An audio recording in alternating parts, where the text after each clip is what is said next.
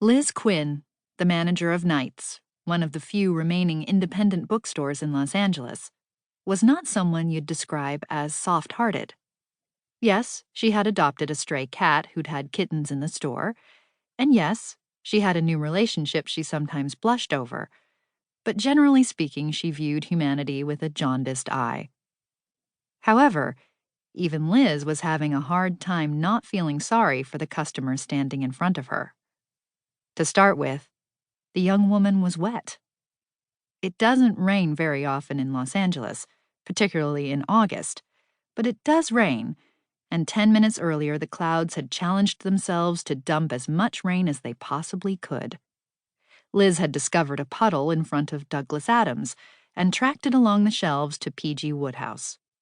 There she found the Homo nimbus and spoke to her. "Excuse me, would you care for a towel?" The young woman turned to look at her, and Liz realized she'd been crying. Yes, thank you. It started raining." She was still crying, albeit silently. The tears kept rolling down her cheeks, leaving cinematically visible tracks in whatever grimy residue they were washing away.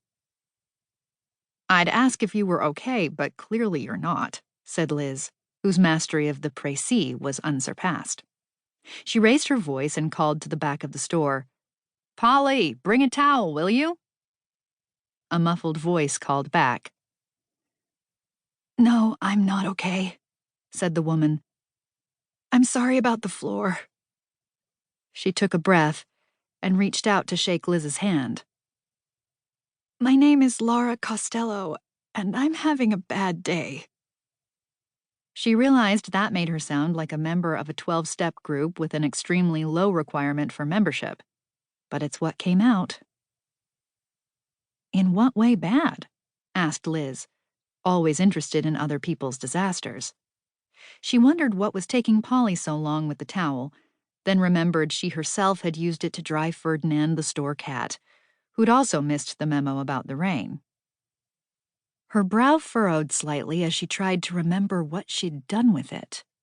Had she left it under the cat? Oh well, Polly would work it out.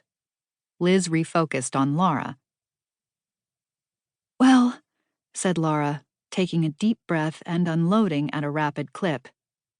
"I moved here for grad school, but I came early so I could get settled and maybe line up some part-time work, and today I had a job interview and it went well, but I didn't get it, so I guess not that well, and then I went home and my apartment building was on fire."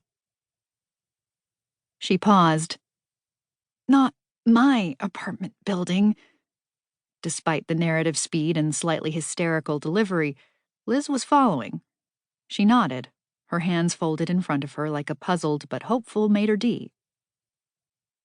"I understood what you meant. I can see how that might put a kink in your knickers." Laura Costello looked at her cautiously, not entirely certain what knickers were, and sniffed.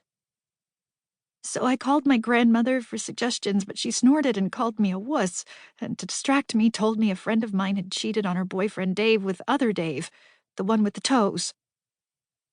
Liz was clinging to the thread, like the fantasy genre jockey she was. "The original Dave was toeless?" Laura shook her head. "No, he has toes, but other Dave has extra toes." Liz raised her voice again. "Polly! Towel!"